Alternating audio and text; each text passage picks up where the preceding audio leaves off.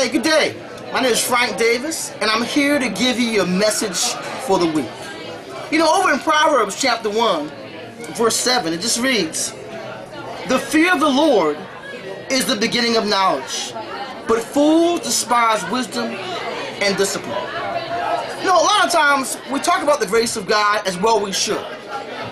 And we talk about the fact that God is a loving and compassionate God, and you know He is. But we can never forget the fear of the Lord.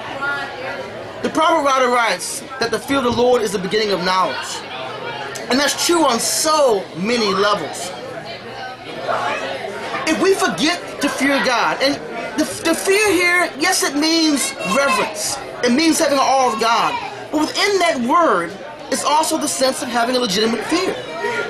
Because we believe that God will do what He says He'll do. Every great and wonderful promise He'll keep. But also every single warning He'll also keep.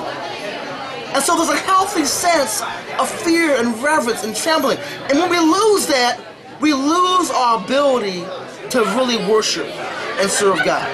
Now, I'm a firm believer that without understanding the fear of God, you'll never really appreciate and understand the cross and grace.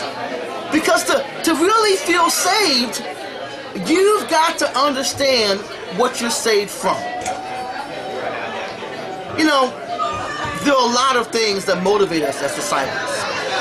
And surely the ultimate motivation has got to be the cross and the love of God. And also the promise of heaven is a great and wonderful motivation. But let me be honest with you. There are times where I'm struggling and I'm tempted, and I'm not thinking about the cross. And I'm not really thinking about heaven, but my fear of God at those weakest moments keeps me in check. My fear of God, my understanding of His nature kind of pulls me back from making a big mistake.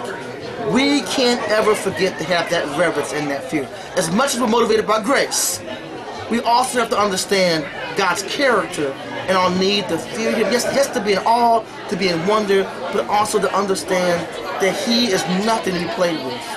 And we've got to have that reverence and fear every day in our walk with God.